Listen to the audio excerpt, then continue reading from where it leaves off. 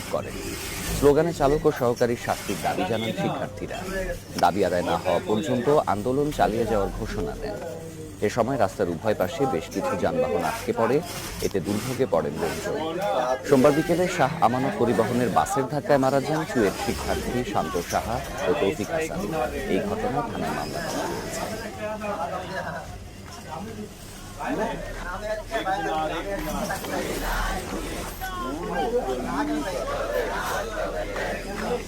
তারা মাত্র 7 লক্ষ টাকা আর কি ক্ষতিপূরণ হিসেবে দিতে যাচ্ছে। তো এখন স্টুডেন্টদের পক্ষ থেকে যেটা বলা হচ্ছে সেটা হচ্ছে যে একটা ইঞ্জিনিয়ারের মূল্য কি মাত্র 7 লক্ষ টাকা কিনা।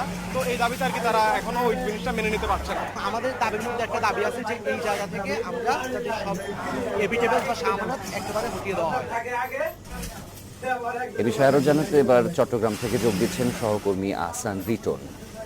রিটন, সকাল 9টা থেকে তো কাপ্তাই সড়ক অবরোধ করে রাখা হয়েছিল।